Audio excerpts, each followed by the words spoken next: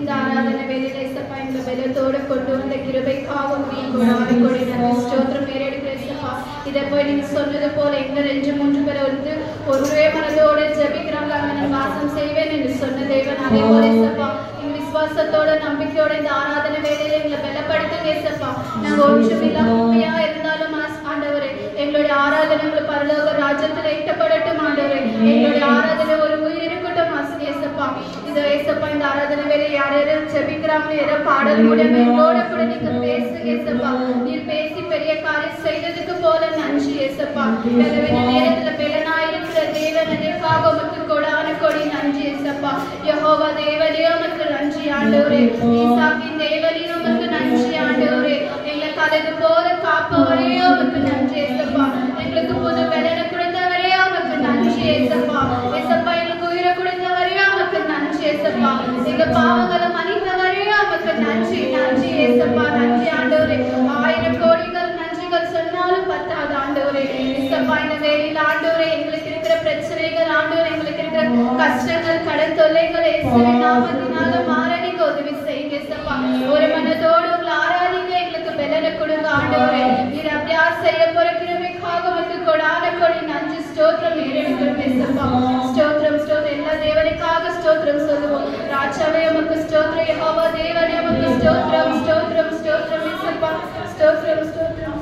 கவலை கண்ணீர் மறக்கணும் கர்த்தரையே நோக்கணும் கற்று தாரும் ஆவியானவரே. கவலை கண்ணீர் மறக்கணும் கர்த்தரையே நோக்கணும் கற்று தாரும் ஆவியானவரே. செய்த நன்மை நினைக்கணும் நன்றியோடு துதிக்கணும்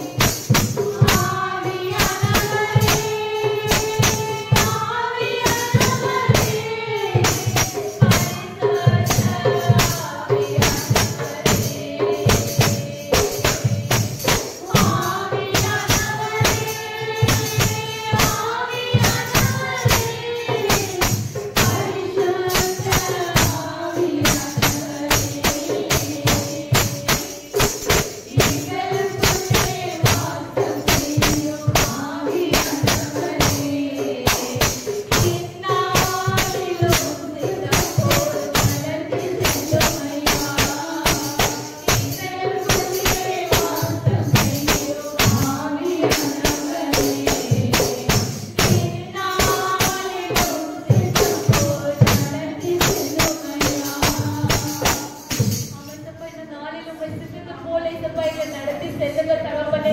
எங்களுடைய கவலைகள், கண்ணீர்கள், விளவீர்கள் எல்லாவற்றையும் தகப்பனே இசப்பா முழுமையாய் தகப்பனே பாதத்தில் அர்ப்பணித்து ஜெபிக்கிறோம் இசப்பா. யாரெல்லாம் கண்ணீரோடு இசப்பா, யாரெல்லாம் வியாதியோடு தகப்பனே, யாரெல்லாம் வெறுமையோடு தகப்பனே, யாரெல்லாம் கடன் பிரச்சனையோடு இசப்பா போராடி கொண்டிருக்காங்க தகப்பனே, இந்த ஆராதனை வேலை இசப்பா ஒவ்வொரு பிள்ளை இசப்பா நீங்க தொடர்புற கிருபைக்காக நன்றி தகப்பனே. இசப்பா நீ சொல்லி இசப்பா உங்களுக்கு சித்தமானால் நான் சித்தமாகுவேன் என்று சொன்ன தேவன் தகப்பனே. இசப்பா யாருக்கெல்லாம் எங்கெல்லாம் வழிகள் இருக்கிறதோ தகப்பனே, இசப்பா யாருக்கெல்லாம் எங்க பலவீனமா இருக்காங்க தகப்பனே, இசப்பா விலையில பெற்ற ரத்தத்தினால் ஊற்றி கழுவி தகப்பனே, இசப்பா இங்கிருந்து கடந்து செல்லும் போது இசப்பா ஒரு சமாதானத்தோடு தகப்பனே ஒரு உற்சாகமாய் கடந்து செல்ல நீங்க உதவிகளை செய்யுங்க தகப்பனே. இசப்பா துதிகள் மத்தியில் அசைவாடுவேன் தேவனே இசப்பா. இந்த துதிகள் சத்தத்தில் இசப்பா நீங்க அசைவாடும் ஒரு கிருபைக்காக நன்றி தகப்பனே. கட்டுமாய் வழிகளை நடத்தினீரே அதற்காக நன்றி இசப்பா. நீ சொன்னீரே இசப்பா நான் வரும்போது இந்த கல்களும் இந்த மணிகளும் பேசும் என்று சொன்னீரே தகப்பனே. ஒவ்வொரு கல்களும் மணிகளும் இசப்பா உமக்கென்று ஆராதிக்க தகப்பனே, உமக்கென்று உயிர் வாழ இசப்பா எங்களை உருவாக்கினீரே அதற்காக உங்க நன்றியோடு துதிக்கிறோம் ஸ்தோத்திரிக்கிறோம் இசப்பா. இசப்பா முற்றுமல்ல எங்களை தாழ்ந்து உம்மை உயர்த்துகிறோம் தகப்பனே. இந்த ஆராதனை வேளையில ஒவ்வொரு பிள்ளை இசப்பா உங்க அபிஷேகத்தை நீங்க ஊற்றுங்க தகப்பனே. யாரெல்லாம் எனக்காக ஜெபித்துக் கொண்டிருக்காங்க அதை பெற்றுக்கொள்ள நீங்க உதவிகளை செய்யுங்க தகப்பனே. உங்க கிருபைகளை இசப்பா நீங்க அனுப்புங்க தகப்பனே. இன்னைக்கு ஒட்டாசிகளும் கண்களுக்கு மேலாக என் தயவுக்கு மேலாக என் கண்களை நான் ஏறெடுப்பேன் என்று சொன்னேன் தேவனே இசப்பா. எங்களுக்கு ஒட்டாசி இசப்பா என் தேவனிடத்தில் வரும் தகப்பனே. யாருக்கெல்லாம் என்னென்ன கஷ்டங்கள் இருக்குது இசப்பா, மனுஷன் முகத்தை பார்க்கிற நீனோ இருதயங்களை ஆராய்ந்து அறிகிற தேவனே இசப்பா. ஒவ்வொரு பிள்ளை இருதயத்தை இசப்பா நீங்க தொடப்போற கிருபைக்காக நன்றி இசப்பா. அவர்கள் கண்ணீர்களை இசப்பா நீங்க இந்த நேரத்தில் தொடக்க போற கிருபைக்காக நன்றி தகப்பனே. இசப்பா இங்கிருந்து கடந்து செல்லும் போது இசப்பா ஒரு பிரகாசமான ஒளி ஒவ்வொரு முகத்தில் வர நீங்க உதவிகளை செய்யுங்க தகப்பனே. இந்த ஆராதனை வேளையில் இசப்பா உமக்கு இசப்பா நாங்கள் அர்ப்பணித்து ஜெபிக்கிறோம் இசப்பா. ஹல்லேலூயா ஸ்தோத்திரிக்கிறோம் ஸ்தோத்திரிக்கிறோம். அன்போடு அழைப்பாரே மனதாரை தீர்த்தாரே மார்போடு அழைப்பாரே மனதாரை தீர்த்தாரே ஒரு நாள்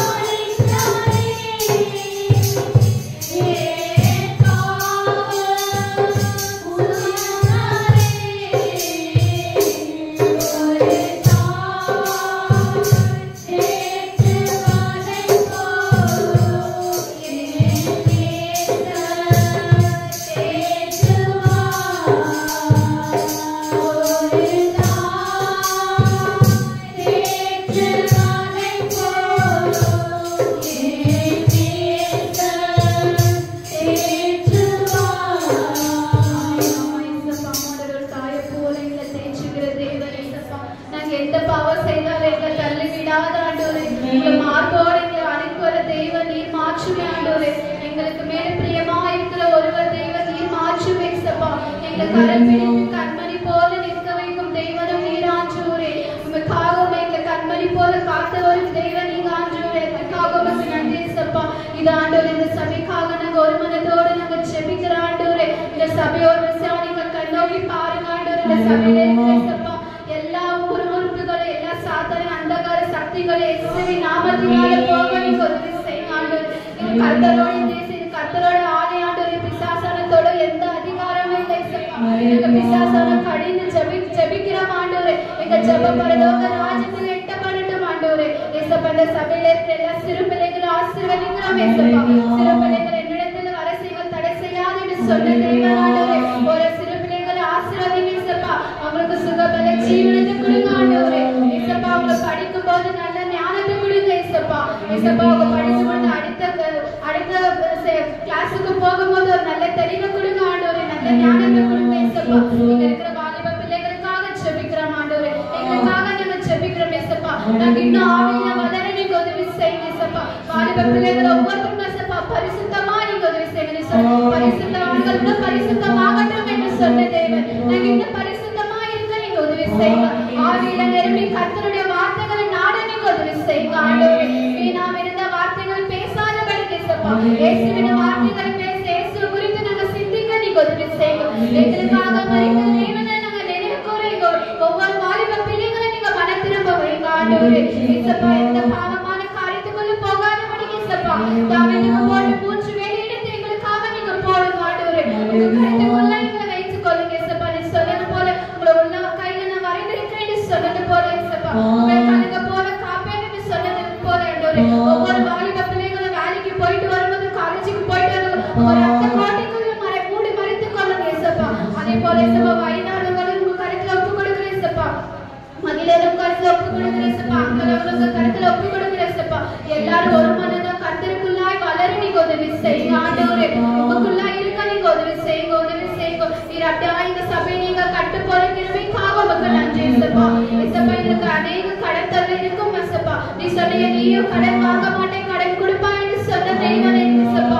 அதே போல ஆண்டவரே எங்களுக்கு இருக்கிற கடன் பிரச்சனைகள் ஆண்டவரே சாத்தான் தூண்டி கடன் வாங்கணும் என்று சொன்ன மனசு எங்களுக்கு இருக்க கூடாது ஏசப்பா.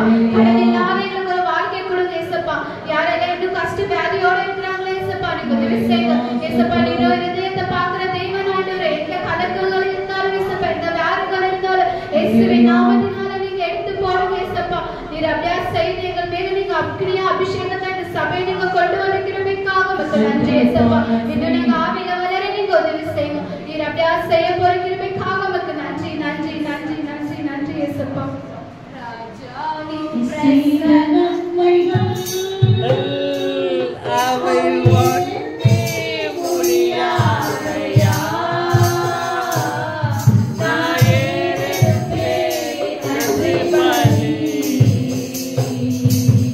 Yeah.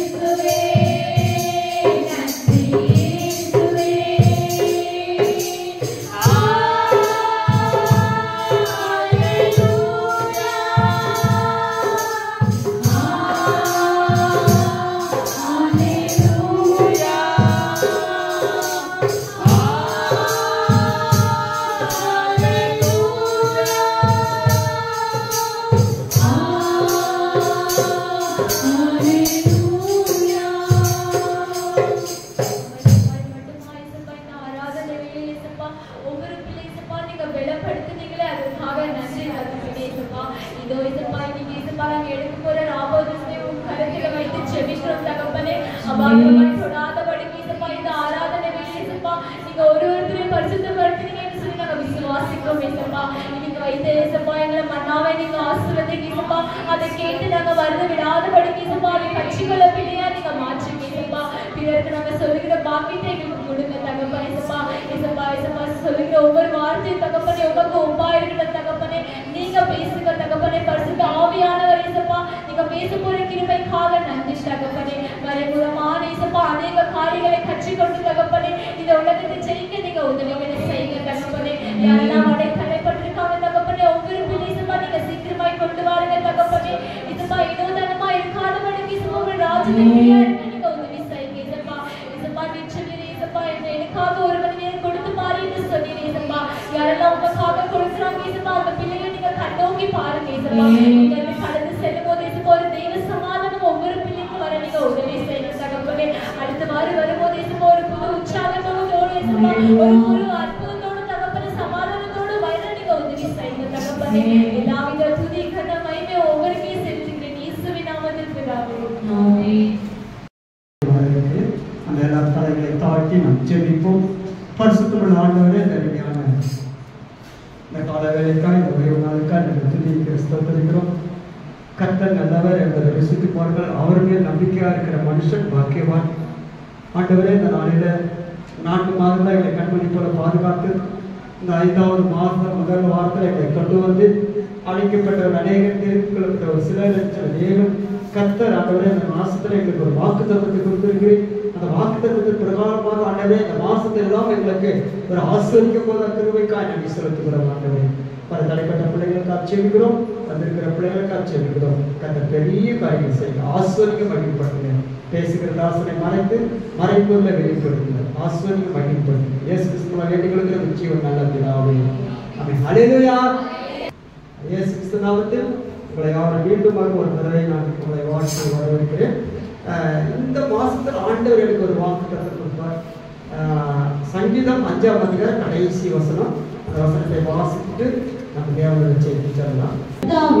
கர்த்தாவே நீர் நீதிமானை ஆசீர்வதித்து நீதிமானை ஆசீர்வதிக்கிறீர். காருண்யம் என்னை கேடகத்தினால் அவனை சூழ்ந்து கொள்வீர். கர்த்தாவே நீர் நீதிமானை ஆசீர்வதிக்கிறீர். ஆண்டவர் நீதிமானை ஆண்டவர் ஆசீர்வதிக்கிறார். ஒரு பாவி அல்ல, ஒரு துன்மார்க்கன் அல்ல, ஒரு குடிகாரன் அல்ல, ஆண்டுக்கு விரோதமாக பேசுகிறவன் அல்ல, பசுத்தவான் அல்லது நீதிமான். ஆண்டவருக்காய் நல்ல கனி கொடுக்கிற ஜெபிக்கிற பிள்ளைகளை ஆண்டவர் என்ன பண்ணாரா ஆசீர்வதிக்கிறார். அடுத்த அந்த வசனத்திலே வாசிக்கிறது காருண்யம் என்னும் கேடகத்தினாலே ஆண்டவர் அவரை பாதுகாக்கிறார். பாருங்க, நீதிமானை ஆண்டவர் பாதுகாக்கிறார். இந்த 4 மாதங்களாக தேவன் நம்மளை பாதுகாத்தார். இந்த 5வது மாசத்துல ஆண்டவர் நம்மை கொண்டு வந்திருக்கிறார். இந்த வாக்குத்தத்தத்தை வைத்து நீங்க அதிகமா ஜெபம் பண்ணுங்க. இதை கேட்டுக்கொண்டிருக்க பார்த்து கொண்டிருக்க ஒவ்வொருடைய வாழ்க்கையும் கர்த்தர் நீதிமானை ஆண்டவர் ஆசீர்வதிக்கிறார். நீதிமானுடைய வாழ்க்கை செழிப்பா இருக்கும், நீதிமானுடைய வாழ்க்கை ஆசீர்வாதமா இருக்கும், நீதிமானுடைய வாழ்க்கை ஒரு பனைமரத்தை போல செழிப்பா இருப்பார், நீதிமானுடைய வாழ்க்கை ஒரு பசுத்தமாக இருப்பார். அவர் போற இடமெல்லாம் அவர் காருண்யத்தில் கேட்டகத்தினால் அவர் என்ன பண்ணார் ஆண்டவர் சூழ்ந்து கொள்வார். இந்த நாட்களில நம்ம போறது பிரயாணத்துல இன்னைக்கு நிறைய கோடை விடுமுறைன்னு சொல்லிட்டு நம்ம அங்கிருந்து சுற்றி திரிந்து கொண்டு இருக்கிறோம். ஜாக்கிரதையா இருக்கணும். கர்த்தர் இன்னைக்கு சாத்தான் அதை என்ன பண்றான் ஒரு ஆயுதமாக வைத்திருக்கிறான். ஜாக்கிரதையா இருக்கணும். கர்த்தர் நீதிமான ஆண்டவர் என்ன பண்றான் ஆசீர்வதிக்கிறார். இந்த வாரத்தில் நம்முடைய தலைப்பு வந்து சத்துரை எப்படி மேற்கொள்வது, சத்துரு எப்படி நாம் மேற்கொள்ள வேண்டும். இந்த கிறிஸ்துவனுடைய வாழ்க்கையில நிறைய போராட்டங்கள் இருக்குது, நிறைய போராட்டங்கள் வந்து கொண்டே இருக்கிறது. ஆனா அந்த சத்துரை நம்மளால என்ன பண்ண முடியல, ஜெயிக்க முடியல. சத்துரை நம்ம ஜெயிக்க முடிய வேணும்னா நம்ம கிறிஸ்துவனுடைய வாழ்க்கையில ரொம்ப ரொம்ப முக்கியமானது. சாத்தான் இன்னைக்கு நமக்கு நிறைய சத்துருக்களை கொண்டு வைத்திருக்கிறோம். நம்ம நினைக்கிற சத்துரு நமக்கு யாரும் இல்லைன்னு நம்ம நினைக்கிறோம். ஆனா நம்ம சுற்றியில் என்ன பண்றோம், சத்துரு நிறைய சத்துருக்களை கொண்டு வந்திருக்கிறோம். ஏன்னா இது கடைசி காலத்துல நம்ம வந்து கொண்டு இருக்கிறோம். கடைசி காலத்துல நம்ம இருக்கிறதுனால இன்னைக்கு என்ன பண்றான் விசுவாசம் ஒரு தந்திரமாக இன்னைக்கு உலகத்தை நீங்க என்ன பண்றான் அவன் ஆளுகை செய்கிறான். அதனால இந்த சத்துரை நம்ம ஜெயிக்க வேண்டும் சொன்னா 5 காரியங்கள் இருக்குது. வேதத்தில் நீங்க வாசிக்க முதலாவது ஏசாயா புஸ்தகம் 54ஆம் அதிகாரம் 17ஆவது வசனம். உனக்கு விரோதமாய் உமக்கு விரோதமாகவும் உருவாக்கப்படும் எந்த ஆயுதமும் வாய்க்காமே போகும். உனக்கு விரோதமாய் நியாயத்தில் எழும்பும் எந்த நாவையும் நீ குற்றப்படுத்துவாய். இது கர்த்தருடைய ஊழியக்காரின் சுதந்திரமும் எங்கள் உண்டான அவர்களுடைய நீதியுமாய் இருக்கிறது என்று கர்த்தர் சொல்லுகிறார். உனக்கு விரோதமாக எழுப்புகிற எந்த ஆயுதமும் வாய்க்காமே போகும். உனக்கு சொல்றார் ஆண்டவர். இஸ்ரவேல் ஜனங்களுடைய வாழ்க்கையில நீங்க பாத்தீங்கன்னா இந்த ஏசாயா இந்த தீர்க்கதரிசிக்கு இஸ்ரவேல் ஜனங்களுக்கு விரோதமாக எந்த ஆயுதமும் என்ன பண்ணுவதாம் வாய்க்காமே போகும். அப்ப ஆண்டவர் நமக்கு விரோதமாக இன்னைக்கு அநேக ஆயுதங்களை வைத்திருக்கிறார். சாத்தானை நாம் மேற்கொள்ள வேண்டும் சொன்னால், சத்துருக்களை நம்ம வெற்றி பெற வேண்டும் சொன்னால், ஆண்டவருக்கு வரணும்னு சொல்லப்படுது போல உனக்கு விரோதமாக உருவாக்கும் எந்த ஆயுதம் என்ன பண்ண மாட்டான் வாய்க்காமே போகும். அந்த நியாயத்திற்கு நாட்கள ஆண்டவர் என்ன பண்ணலாம் குற்றவாளி என்று சொல்லி இருப்பார். இன்னைக்கு நமக்கு இன்னைக்கு நம்மளை பார்த்து நிறைய குற்றம் சொல்லுவாங்க. நிறைய பார்த்து நமக்கு நிறைய சத்துரு சோதனை கொண்டு வருவான். அப்படிப்பட்ட அந்த சூழ்நிலையில நீங்க ஆண்டவருக்கு விரோதமான பல சோதனைகள் வரும்போது நீங்க என்ன பண்ணக்கூடாது சோர்ந்து போகவே கூடாது. அநேக காரியங்கள் நம்ம என்ன பண்றோம் சோர்ந்து போயிடுறோம். வசனம் தெரியும், ஆனா நம்ம என்ன பண்றோம் சோர்ந்து போயிடும். உனக்கு விரோதமாக உருவாக்கும் வசனத்தை நீங்க அடிக்கடி நீங்க சொல்லுங்க. உங்களுக்கு தோல்வியா, வெற்றி இல்லையா, பயமா, வியாதியா, கஷ்டமா, பண பிரச்சனையா, போராட்டமா, பிசாசனிக்கு தரித்திரத்தை கொண்டு வரானா, இந்த வசனத்தை வைத்து ஜெபம் பண்ணுங்க. உமக்கு விரோதமாக ஆண்டவரே உருவாக்குகிற எந்த ஆயுதமும் தோல்விதான் முடியும். ஆண்டவரே என்ன கூட இருக்கிறவர் பெரியவர் அப்படின்னு சொல்லுங்க. அந்த ஆண்டவர் நம்ம கூட இருக்கிறவர் பெரியவர். அவர் நமக்கு விரோதமாக எந்த ஆயுதமும் என்ன பண்ண மாட்டாரா வாய்க்க பண்ணவே மாட்டார். அப்ப சத்துரு 5 காரியங்கள். முதலாவது நமக்கு சத்துருவை மேற்கொள்ள வேண்டும், சாத்தானை நம்ம மேற்கொள்ள வேண்டும். நீங்க அநேக நேரங்களில் இந்த சாத்தானை மேற்கொள்வது நல்லா கடினமான கஷ்டமா இருக்கு. ஜெபம் பண்றோம், உபவாசம் பண்றோம், உபவாசிக்கிறோம், பசுமாறோம். எப்படியாவது இந்த பிசாசுல இருந்து நம்ம அந்த வியாதியில இருந்தா அந்த பிரச்சனையில இருந்தா நம்ம வெளியே வரணும்னு சொல்லி நம்ம என்னென்னலாம் ஆயுதங்களை வச்சுக்கிறோம் பிசாசு. ஆனா நாம என்ன பண்றோம் அதுக்காக உபவாசிக்கிறோம், ஜெபம் பண்றோம், பல காரியங்களை கொண்டு வரோம். ஆனா என்ன பண்றான் சாத்தான் அதை என்ன பண்றான் அவன் நம்ம கூடவே வச்சுக்கிறான். சாத்தானை நம்ம மேற்கொள்ள வேண்டும் சொன்னா முதலாவது சாத்தான் நம்ம வீட்டுக்குள்ளே சத்துரு இருக்கிறான். முதலாவது இந்த 5 காரியங்கள். முதல் காரியம் சத்துரு எங்க இருக்கிறான் நம்ம வீட்டுக்குள்ளே இருக்கிறான். இப்ப நம்ம சத்துருவை நம்ம வீட்டுக்குள்ள இருக்கும்பொழுது நம்ம ஜாக்கிரதையா இருக்கணும். நீங்க அநேக நேரங்களில் சத்துரு எங்க இருக்கிறான் வீட்டுக்குள்ளே இருக்கிறான். வசனம் சொல்லப்படுது யோபின் புஸ்தகம் 2ஆம் அதிகாரம் 2வது வசனம். கர்த்தர் சாத்தானை பார்த்து நீ எங்கிருந்து வருகிறாய் என்றார். சாத்தான் கர்த்தருக்கு பிரயுத்தரமாக பூமி எங்கும் உலாவி அதை சுற்றி திரிந்து வருகிறேன் என்று சொன்னான். பாருங்க சாத்தான் இப்ப எங்க இருக்கிறான், சத்துரு எங்க இருக்கிறான், பிசாசு எங்க இருக்கிறான், இந்த உலகத்தினுடைய அந்த அதிபதி இந்த பிசாசு இந்த உலகத்துல எங்க இருக்கிறான்னா இந்த பூமியில எங்கேயும் சுற்றி திரிந்து கொண்டே இருக்கிறான். அவனுக்கு ஒரு நிலையான ஒரு இடம் கிடையாது. அப்ப நிலையான ஒரு இடம் இல்லாதனால்தான் யோபை பார்த்து ஆண்டவர் கேட்கிறார், கர்த்தர் சாத்தான் என்ன பண்றான் இந்த பூமியில எங்க இருக்கிறான்னு கேட்டா அவனுக்கு இந்த உலகத்துல அவன் என்ன பண்ணான் சுற்றி திரிந்து வருகிறான். பூமி எங்கும் உலாவி கொண்டு இருக்கிறான். நீங்க எங்க போனாலும் சத்துரு கூட வருவான். நினைக்கிறான் நம்ம வீட்டுக்குள்ள சத்துரு, நம்ம வேலை செய்கிற இடத்துல சத்துரு, நம்ம இருக்கிற இடத்துல சத்துரு, நம்ம சபைக்குள்ள சத்துரு, நம்ம போற இடத்துல சத்துரு. சத்துருடைய வாழ்க்கை பார்த்தீங்கன்னா அவன் நம்ம கூடவே இருக்கிறான். ஹல்லேலூயா. அவன் கூடவே இருக்கிறதுனாலதான் அப்ப அந்த சத்துருவை நம்ம எப்படி நம்ம ஜெயிக்க வேண்டும், சத்துரு கூட இருக்கிறான். அப்ப யோபு எப்படி ஜெயித்தார்? யோபுடைய வாழ்க்கை சத்துரு இருந்துச்சு.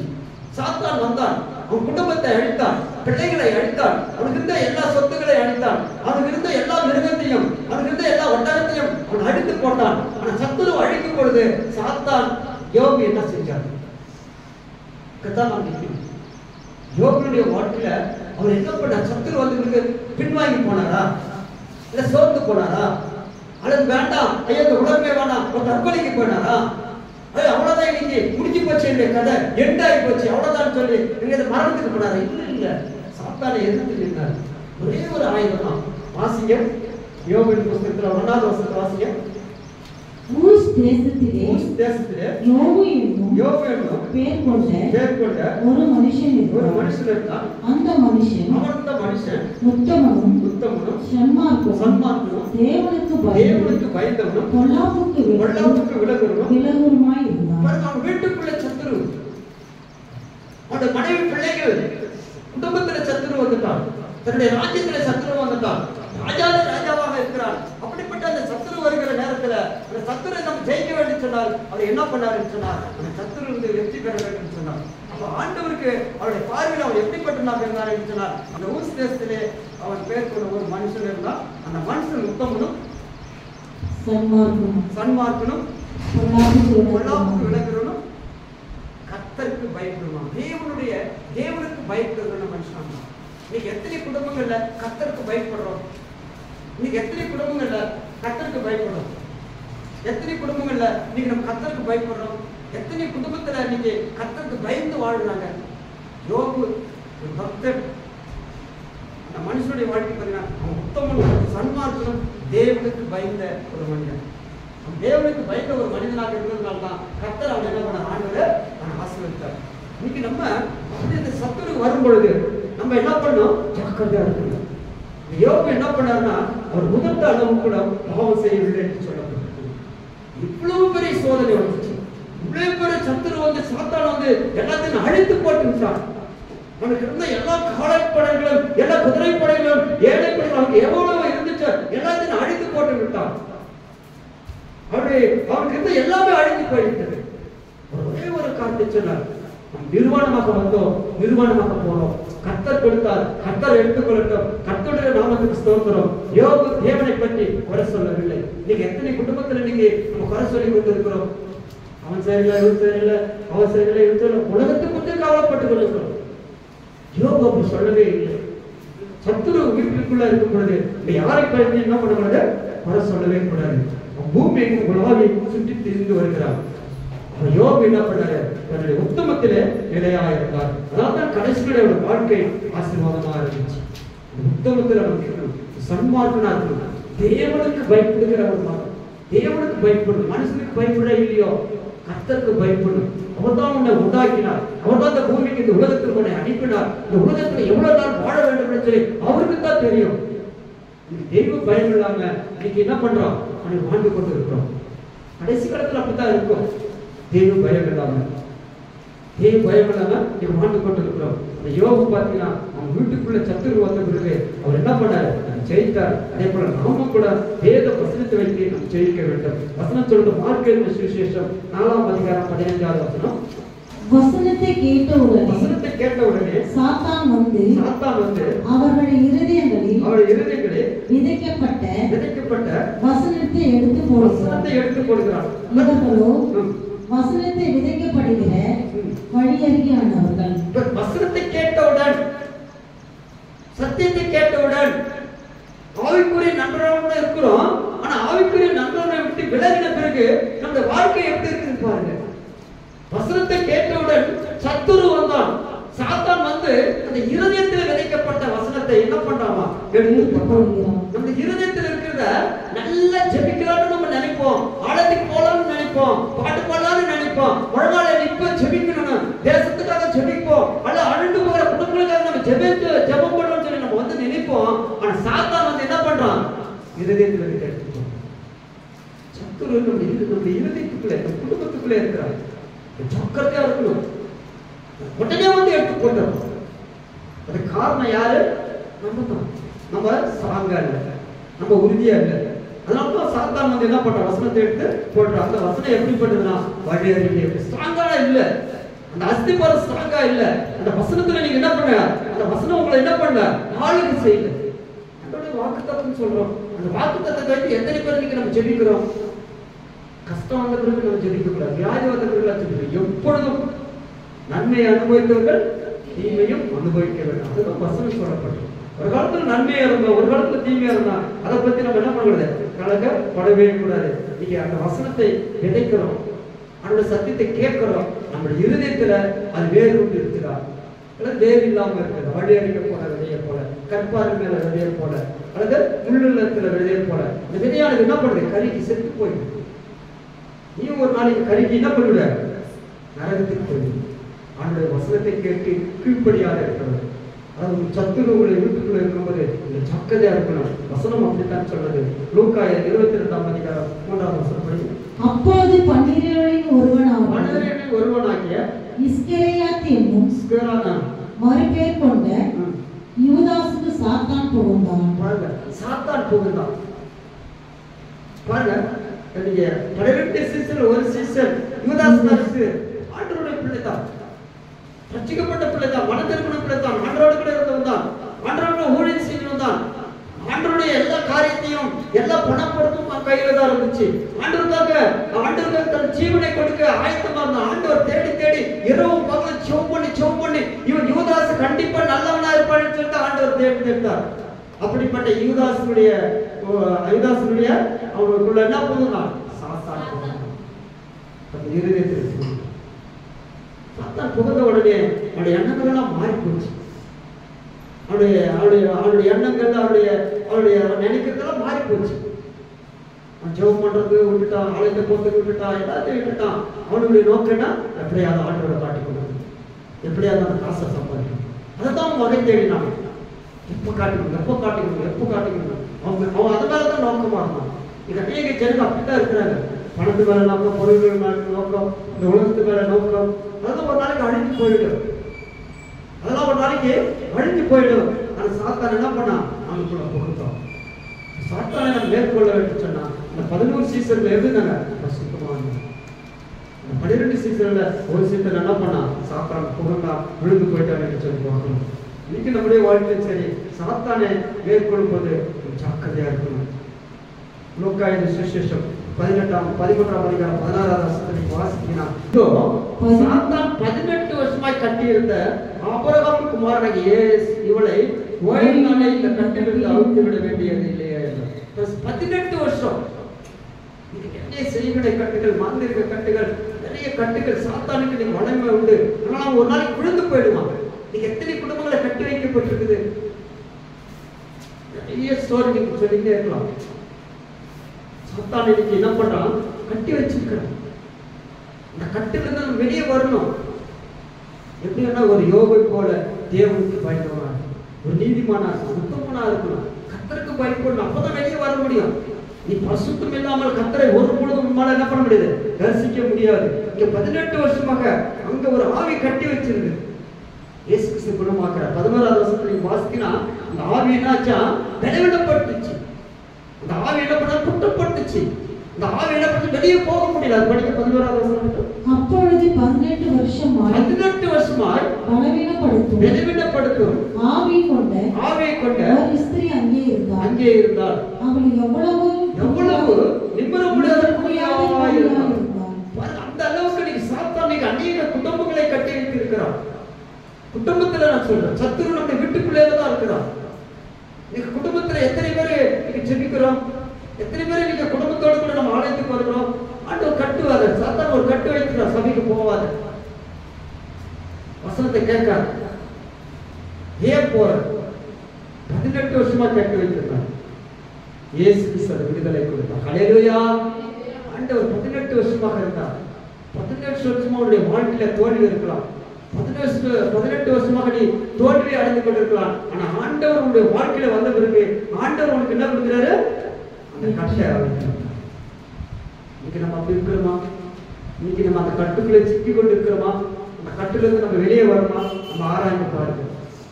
மத்தேயு 10ஆம் அதிகாரத்துல 36ஆவது வசனத்துல சொல்றாரு, இயேசு கிறிஸ்து சொல்றாரு, ஒரு மனுஷனுக்கு சத்துரு அவன் வீட்டாரே என்று சொல்லப்பட்டிருக்குது. பாருங்க, அதுக்கு முன்னாடி வசனத்தை படிச்சீங்கன்னா புரியும் உங்களுக்கு. எப்படி எனில் மகனுக்கும் தகப்பனுக்கும் மகளுக்கும் தாய்க்கும் மருமகளுக்கும் மாமியாருக்கும் பிரிவினை உண்டாக்குது. சாத்தான் இங்க கொண்டு வந்துடும் வீட்டுக்குள்ளே. மகனுக்கு தகப்பனுக்கு ஆவறதில்ல. இது நிறைய பேர் மகனை ஒரு எதிரி மாதிரி பாக்குறாங்க. மகனுக்கு தகப்பன் ஆவறதில்ல. வயசாயிட்டு அந்த தகப்பனை ஓல்டேஜில் கொண்டு போய் விட்டுறாங்க. மகளுக்கும் தாய்க்கும் ஆவறது சொந்த மகள் தான். எப்படி பெற்று எடுத்திருப்பாங்க, எப்படி வளர்த்துருப்பாங்க. நீங்க எத்தனை குடும்பங்கள் தாய் தாப்பன் நீங்க அணையாத அழைக்கிறாங்க. எத்தனை ஓல்டேஜ்ல நீங்க போய் பாருங்க. அந்த சத்துரு உள்ளார வந்துட்டான். அந்த குடும்பத்தை பிரிச்சிடறான், அந்த குடும்பத்தை ரெண்டா உடைச்சிடறான், அந்த குடும்பத்துல பல பிரச்சனைகளை கொண்டு வரான். மருமகளுக்கும் மாமியாருக்கும் பிரிவினைகளை கொண்டு வந்துடுறான். இது நிறைய குடும்ப பிரிவினைகள் வந்துடுது, ஈகோ வந்துடுது. நான் சம்பாதிக்கிறேன், நீ சோம்பேறியா இருக்கு, பல பிரிவினைகளை கொண்டு வரான். குடும்பத்திலே பிரச்சனை. சாத்தான் அங்க அந்த குடும்பத்துல சாத்தான் வந்துடுறான். ஒரு மனுஷனுக்கு சத்துரு அவன் வீட்டுக்குள்ளே இருக்கு, வெளியில எல்லாம் கிடையாது சத்துரு. நிறைய நேரங்கள வெளியே சொல்றோம், அது இருக்கட்டும். உள்ளார இருக்கு. தகப்பனாவது தாயாவது அதிகமா நேசிக்கிறவன் எனக்கு பாத்திரம் நல்ல, மனையாவது மகளாவது எனக்கு அதிகமா நேசிக்கிறவனுக்கு பாத்திரம் நல்ல அப்படி சொல்லி வர்றாரு. நீங்க யாரை நம்ம நேசிக்கிறோம்? குடும்பத்துல பிள்ளைகளை நேசிக்கிறோமா, தாய் தகப்பனை நேசிக்கிறோமா, மருமகளை நேசிக்கிறோமா? பிரிவினைகளை கொண்டு வரோம், சாத்தாங்களை கொண்டு வந்துடும். நம்முடைய வீட்டாரே நம்ம சத்துரு. அப்போஸ்தலர் நடவடிக்கைகள் பார்த்தீங்கன்னா 5ஆம் அதிகாரத்துல வாசிக்கிற அந்த வசனம் பார்த்தீங்கன்னா அங்க அனினிய சபையில நல்ல ஒரு குடும்பம், பக்தி உள்ள ஒரு குடும்பம், ஆண்டவருக்கு பக்தி வைராக்கியம் உள்ள ஒரு குடும்பம். அந்த குடும்பத்துல சாத்தான் கொடுத்தான். சாத்தான் வந்து சொல்றான், வாசிக்கிற வசனம், பேதுரு அவனை நோக்கி அனனியாவே நிலத்தின் கிரியையிலே ஒரு பங்கை வஞ்சித்து பரிசுத்த ஆவியானவர் பொய் சொல்லும்படி சாத்தானுடைய இருதயத்தை நிரப்பினது என்ன? பேதுரு அவனை நோக்கி அன்னியாவே நிலத்தில் ஒரு பங்கை வஞ்சித்து, கணவன் மனைவிதான், கணவன் மனைவி பிள்ளைகள் வஞ்சித்து ஏமாத்தி பொய் சொல்லி இப்படி சொல்லு அப்படி சொல்லி பிள்ளைகளுக்கு கற்றுக் கொடுக்கிறது. ஜாக்கிரதையா இருக்கணும். எதை விதிக்கிறோமோ அதுதான் நம்ம அறுக்க முடியும். நன்மை செஞ்சா நன்மையா இருக்க முடியும், தீமை செஞ்சா தீமையா இருக்க முடியும். நம்ம சத்துரு நம்ம பிள்ளைங்க வீட்டுக்குள்ளே இருக்கிறாங்க. பிள்ளைங்களுக்கு நல்லதை சொல்லி கொடுக்கறதுல பைபிள் படிப்பா, ஜெபம் பண்ணப்பா, ஆலயத்துக்கு போப்பா, சண்டே ஸ்கூல் போப்பா, யூத் மீட்டிங் போ, அது நல்ல காரியத்தை சொல்லி கொடுக்கறதுல. என்ன காரியத்தை? நல்லா படிக்கணும், வேலைக்கு போகணும், நிறைய சம்பாதிக்கணும், அதெல்லாம் அழிஞ்சு போயிடும். அப்படிப்பட்ட காரியத்தை தான் சொல்லிக் கொடுக்கணும். இந்த அனினிய சத்துரு ஆண்டவருக்கு நல்ல ஒரு ஆண்டுடைய பேதுருடைய பிரசங்கத்தை கேட்டவர்கள், பேதுருடைய பிரசங்கத்தை கேட்டு 3000 பேர் ரட்சிக்கப்பட்டவங்க, நல்ல குடும்பம் தான். அவங்களுக்குள்ளே ஒரு சாத்தான் போனான், அவங்க இருதயத்துல போனான், வஞ்சித்தார். வஞ்சித்தது மட்டும் இல்ல, ஒரு பக்கம் என்ன பண்ணாங்க, வஞ்சித்து பசுத்தாவர்கிட்ட போய் சொல்லி சாத்தான் உங்க இருதயத்தை எங்களுடைய குடும்பத்துல சத்துருல நீங்க என்ன பண்ணா அந்த இருதயத்துல நினைப்போம். ஜெபம் பண்ணாலும் போவோம், சாத்தான் ஒரு ஏதாவது ஒரு போன் வரும், இல்லைன்னா யாராவது கூப்பிடுவாங்க, அப்படியே நம்ம ஜெபத்தை மறந்துடும். நீங்க அப்படிதான் இருக்குது. இந்த அணிவிழா வாழ்க்கையில இந்த குடும்பத்துல பாத்தீங்கன்னா அவங்க கணவன் மனைவி 2 பேர் தான் இருந்தாங்க. 2 பேரும் போய் சொன்னாங்க.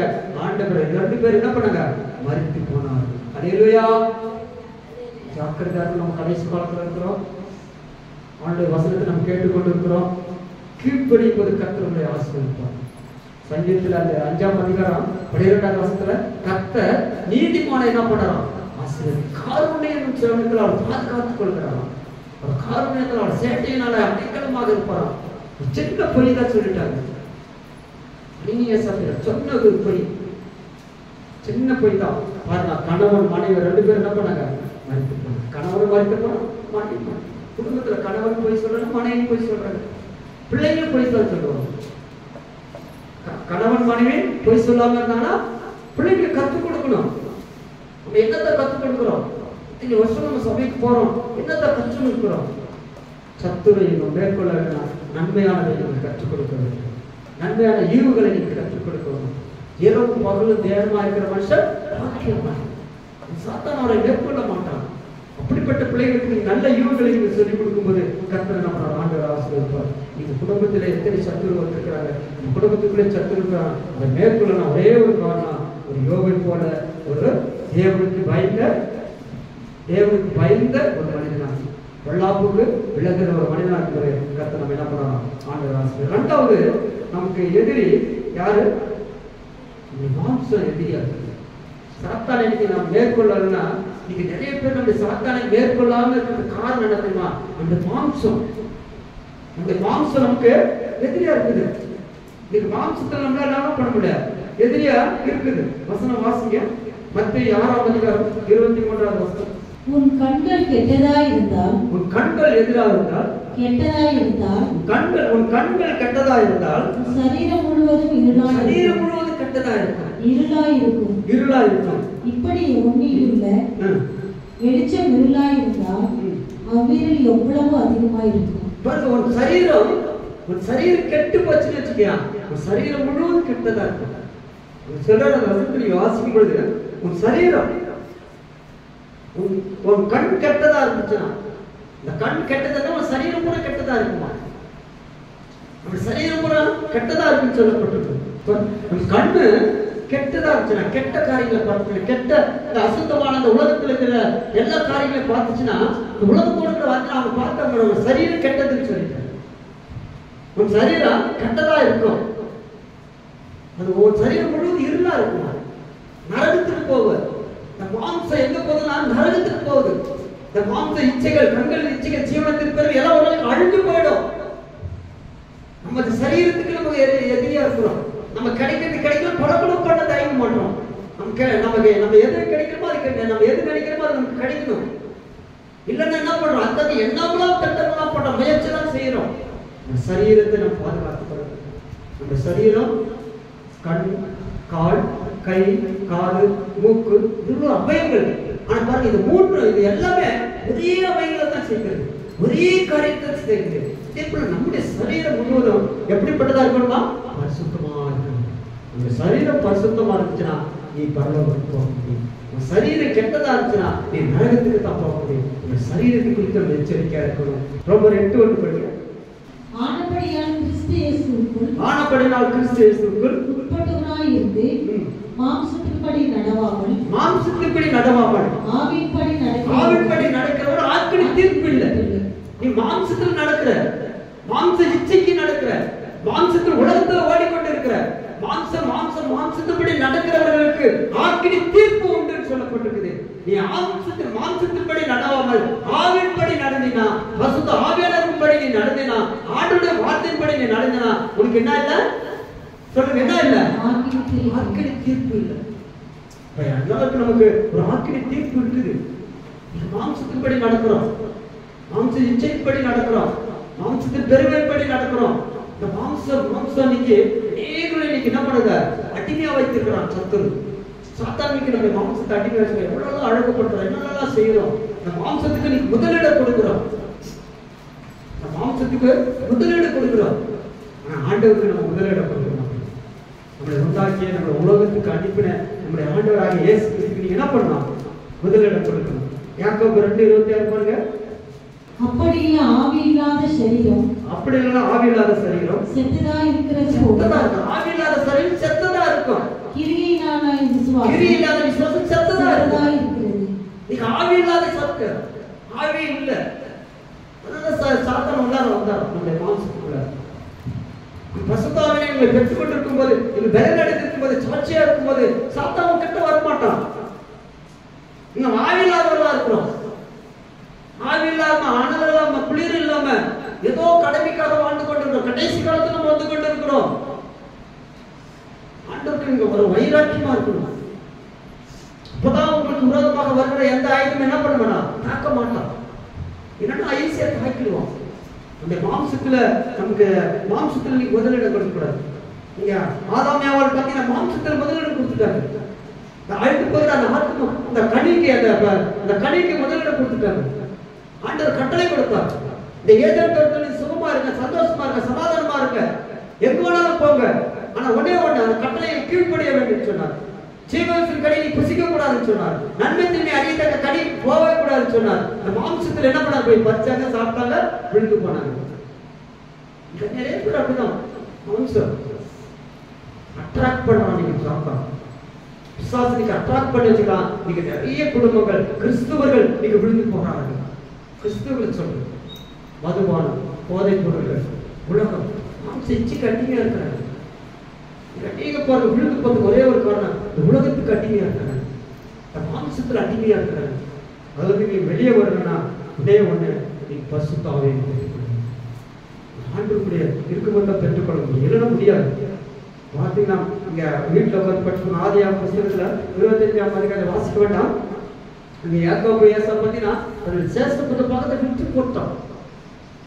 சாதாரண ஒரு சாப்பாட்டுக்கு, ஒரு கூழுக்கு ஆண்டவர் முதல் பையன் ஏசாவுக்கு தான் முதல் புத்திர சொல்லுவாங்க. அவன் தான் இந்த உலகத்தினுடைய அட்டவணையில முதல் இடத்துல பெற வேண்டும். அப்படிப்பட்ட ஒரு நாள்ல அவன் அந்த மாம்சத்துக்காக, சாப்பாட்டுக்காக ஒருவேளை சாப்பாட்டுக்காக தன்னை சேஷ்டபுத்திர பாகத்தை இழந்தான். ஒருவேளை பட்டினி இருக்க முடியாதா? ஒருவேளை மாம்சத்துல அவன் விழுந்து போயிட்டான். கடைசி வருஷத்துல வாசிப்பட்டாங்க ஒரே ஒரு வசனம்.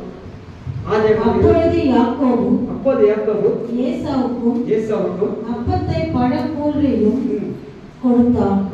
அவன் புசித்து குடித்து எழுந்திருந்து போய்விட்டான். இப்படி ஏசா தன் சேஷ்ட புத்திர பாகத்தை அலட்சியம் பண்ணினான். தன்னுடைய உலகத்துக்குரிய காரியத்தை அவன் அலட்சியமாய், ஆண்டுடைய காரியத்தை அலட்சியம் பண்ணிட்டான். ஆண்டவர் சொன்ன காரியத்தில் அலட்சியமா நீங்க இருக்கிறோம். ஆண்டவர் நம்மளோட பேசிக்கொண்டு இருக்கிறார். நம்ம சரீரத்தை குறித்து, நம்முடைய ஆவிக்குறி குறித்து, கண்களை குறித்து, நம்முடைய வாழ்க்கை குறித்து, நம்ம நடையை குறித்து, வருங்காலத்தை குறித்து ஆண்டவர் நம்மளோட பேசிக்கொண்டு இருக்கும்போது நம்ம அலட்சியம் பண்ணுறோம். நீங்க எத்தனை பேர் அலட்சியம் பண்ணிருக்காங்க? ஜாக்கிரதையா இருக்காங்க. 6 நாள் வேலை செய்ய 7வது நாள் ஆயிட்டு போறது தெரியும். தெரிஞ்சு அலட்சியம் பண்ணி இருக்கிறாங்க. தெரிஞ்சு அவமானப்பட்டு சாத்தானுடைய பிள்ளைகளா இருக்கிறாங்க. அவங்களாம் சாத்தானாமல் ஜெயிக்க முடியல. பாருங்க, அலட்சியம் பண்ணினாங்க. தானியேல் 4:30 வாசினா நேபுகாத் சொல்ற வாசிக்க வேண்டாம். நேபுகாத் நான் கட்டின பாப்புலர் வந்தவா, உனக்குள்ள ஒரு பெருமை வந்துச்சு. மாம்சத்துக்கு மகா இவ்வளவு அழகா கட்டிட்டேன், இவ்வளவு பெரிய மாளிகை கட்டிட்டேன், இவ்வளவு பெரிய அழகான கட்டிட்டேன், அவனுக்குள்ள ஒரு பெருமை. நான் கட்டின பாப்புலர் நல்லவான்னு சொன்னான். கடைசியில் அவன் விழுந்து போனான். அவன் சொன்ன உடனே வானத்திலிருந்து ஆண்டவர் தூதன் வந்து அவன் அடிச்சு போட்டான்னு சொல்லப்பட்டிருக்கும். பெருமையுள்ளவனுக்கு தேவன் என்ன பண்ணலாம்? எதிர்த்து நிற்கிறார். மாம்சத்துல நீங்க எத்தனை பேர் விழுந்து போயிருக்கிறாங்க? மாம்சத்துக்கு இன்னைக்கு அடிமையா இருக்கிறாங்க மக்கள். உலகமே இன்னைக்கு மாம்சத்தில் தான் ஓடிக்கொண்டு இருக்கிறது. மாம்சத்து காரியத்தை வெளியே வர முடியல. சொன்னா நான் கட்டின பாவம் பெரிய அரண்மனை கட்டிக்கல, எனக்குள்ள அவனுக்குள்ள ஒரு பெரிய இது. ஆண்டவர் அடிச்சார். கடைசியில் அவருடைய வாழ்க்கை பாருங்க, சாதாரண ஒரு பிள்ளை வேண்டாம் என்று சொல்லப்பட்டது. ஜாக்கிரதை உள்ளவர்களாக காணப்படுறாங்க. மாம்சத்துல இன்னைக்கு நம்ம அப்படி இல்லாம ஜாக்கிரதையா வளர்க்கணும். 3வது, இந்த உலகத்தை சத்துரு சேர்க்கணும்னா இந்த உலகம் நமக்கு பகையா இருக்கு. இந்த உலகம் நமக்கு எப்படி இருக்குது? பகையா இருக்கு. அதான் சத்துரு நம்மளால ஜெயிக்க முடியல.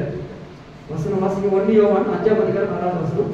தேவனால் பிறந்ததெல்லாம் உலகத்தை ஜெயிக்கும். நம்முடைய விசுவாசம் உலகத்தை ஜெயிக்கிற விசுவாசம். தேவனால் பிறந்தவன். நம்மளாம் யாரால பிறந்திருக்கிறோம்? தேவனால் பிறந்தவன். நம்ம உலகத்துல நம்ம பிறக்கல. சாதாரணமா நம்ம ஆண்டவர் நம்ம இந்த உலகத்துக்கு, இந்த பூமிக்கு அனுப்பல. தேவனால் பிறந்த இந்த உலகத்தை ஜெயிக்க முடியும். நம்முடைய விசுவாசமே இந்த உலகத்தை ஜெயிக்கிற ஜெயம். இதுக்கு விசுவாசம் இருக்கிறார்.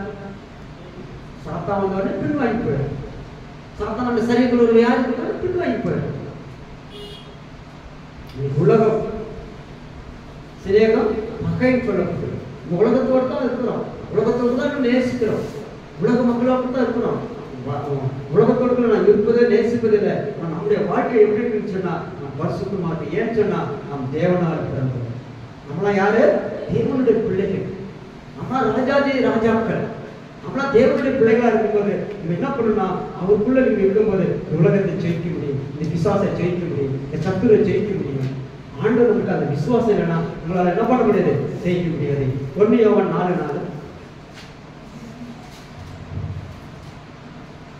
பிள்ளைகளே, நீங்கள் தேவனால் உண்டாயிருந்தோம் அவர்களை ஜெயித்தீர்கள். ஏனெனில் உலகத்தில் இருக்கிறவர் உங்களில் இருக்கிறவர் பெரியவர். நமக்குள்ள இருக்கிறவர் யாரு? பெரியவர். அவர் நமக்குள்ள இருக்கிறார். அதை விட்டுட்டு நீங்க உலகத்துல தேடி நம்ம போறோம். பிள்ளைகளே, நீங்கள் தேவனால் உண்டாயிருங்கள் அவர்கள் உலகத்தை ஜெயித்து. ஏனெனில் உலகத்தில் இருக்கிறவர் உங்களிலே இருக்கிறவர் பெரியவர். உங்களுக்கு வியாதி வந்தா, கஷ்டம் வந்தா, பிரச்சனை வந்தா, பாடுகள் வருதா, உபத்திரங்கள் வந்தா, எனக்குள்ள ஒருத்தர் இருக்கிறார். எனக்குள்ள என் தேவன் இயேசு கிறிஸ்து மரித்து உயிர்த்தெழுந்த என் தேவன் பரிசுத்தவான் தேற்றவாளன் எனக்குள்ள இருக்கிறார். அவர் உலகத்துல எல்லாரும் விட பெரியவர். அல்லேலூயா. அவர் பெரியவர், அவர் பெருகணும், நானு செல்வம். அவருக்கு முதலிடம் கொடுக்கும். அவருக்கு நீங்க முதலிடம் கொடுக்கும்போது கர்த்தருடைய வாழ்க்கையில நம்ம ஆண்டவர் ஆசீர்வதிப்பார். நீங்க நம்ம யாருக்கு முதலிடம் கொடுக்கிறோம்? அதுல 20வது வசனம் படிங்க.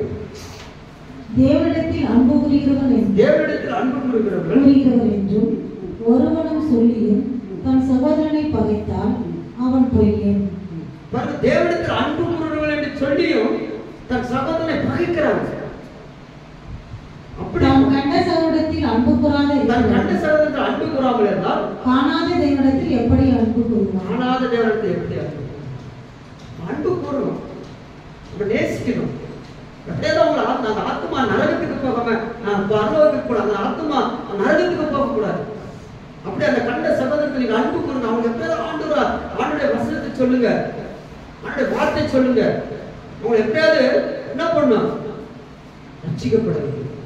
எப்படியாவது அவங்க மேல அவங்களுக்கு எப்படியாவது நம்ம ஆதாயப்படுத்தி எப்படியாவது நம்ம ஆண்டுடைய ராஜ்யத்துக்கு கொண்டு வரும்போது அது ஆசீர்வாதமா இருக்கும். உலகத்துல ஒரு சகோதரன் கெட்டு போக கூடாது, நம்ம மட்டும் பரலோகம் போக கூடாது, அவங்க எல்லாரும் நரகத்துக்கு போகக்கூடாது. அவங்களை மனம் திரும்பும்படியே நம்ம என்ன பண்ணலாம் செய்யணும். முதலாவது நம்ம சொன்னா என்னது? நம்ம வீட்டுக்குள்ளே சத்து இருக்குது. ரெண்டாவது நம்முடைய மாம்சத்துடைய சத்துக்களை நம்ம மேற்கொள்ள வேண்டும். மூன்றாவது உலகத்தில் உலகங்களுக்கு அன்பு இல்லை. யாருக்கு அன்பு இருக்குது? இயேசு கிறிஸ்துவுக்கு அன்பு.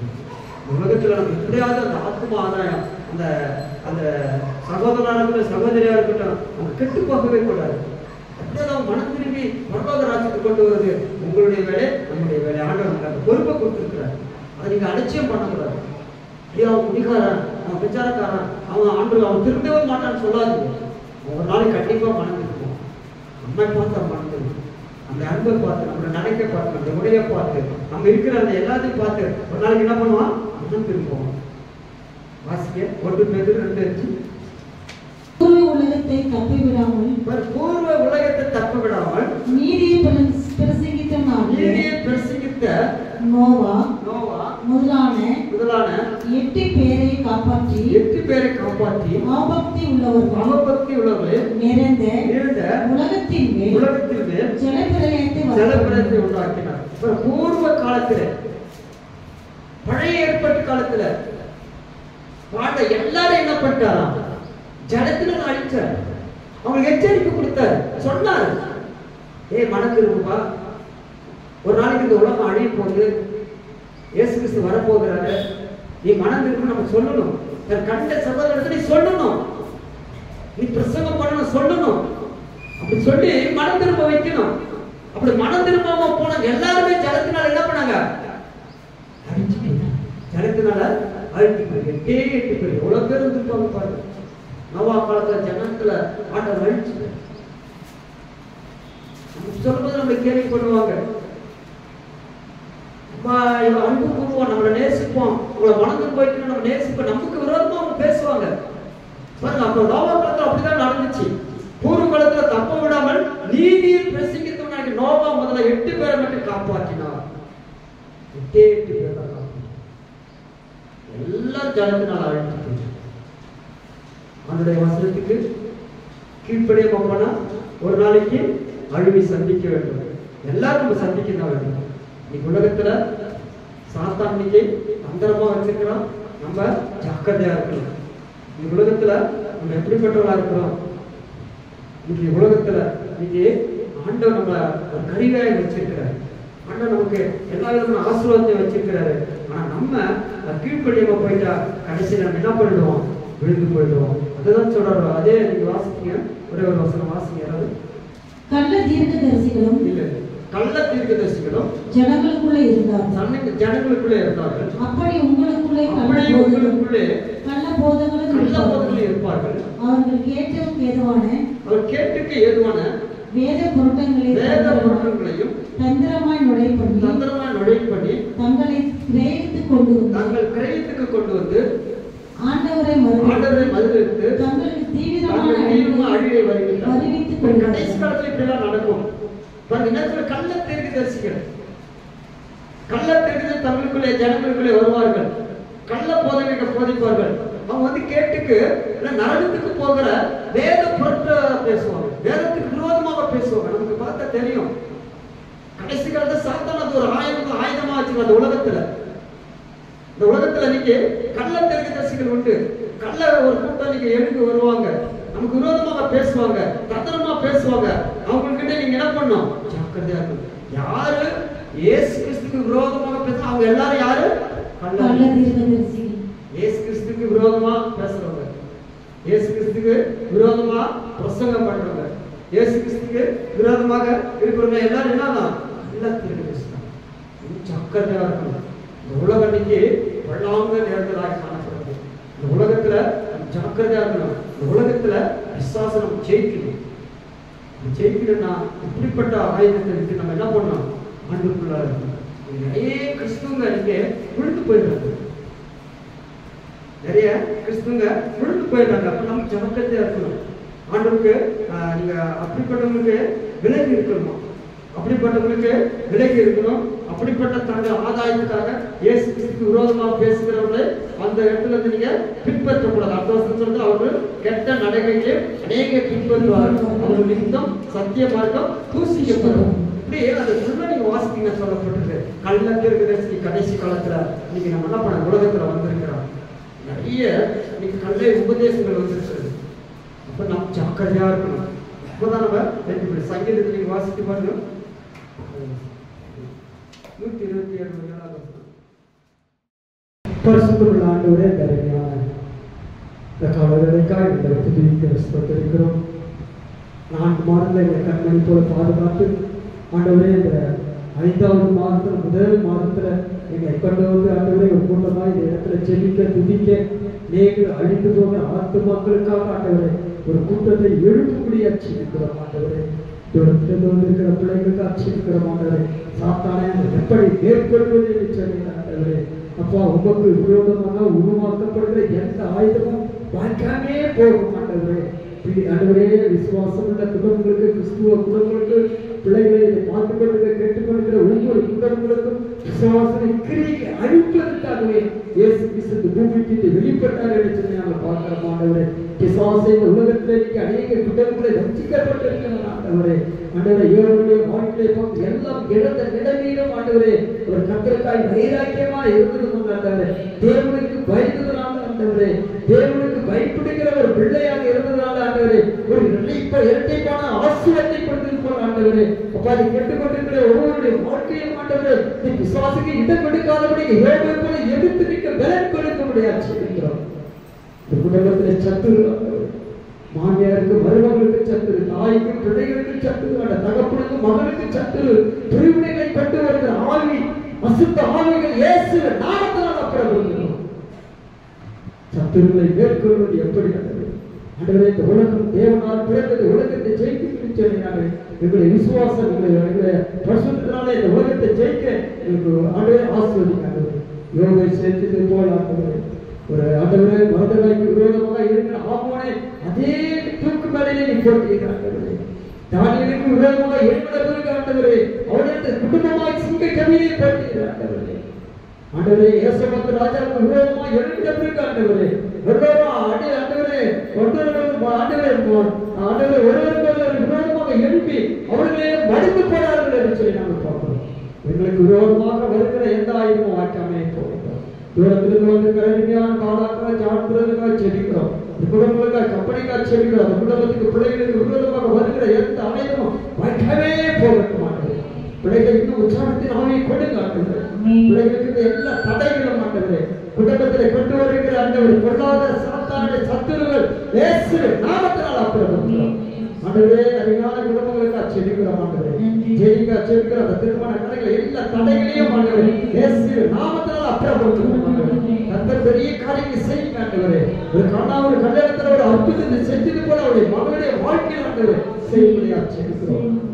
வந்திருக்கிற பிள்ளைகள் ஆண்டவரே நீங்க வியாதி ஒரு பிரச்சனையை கொண்டு வந்து கடன் பிரச்சனை கொண்டு வந்திருக்கிறார். ஆண்டவரே எல்லா சத்துருகளை மேற்கொண்டு ஆண்டவரே இயேசு நாமத்தினால் அப்புறப்படுத்துகிறோம். ஆண்டவரே ஆண்டவரே, கேசிக்கிற சிங்கத்தை போல எவனை விழலாம் என்று சொல்லி ஆண்டவரை சுற்றி திரிந்து கொண்டு இருக்கிறார். அப்படி ஆண்டவரே நாங்கள் விசுவாசத்தில் உறுதியாக நிறுத்தி நிற்க உதவி செய்யும்.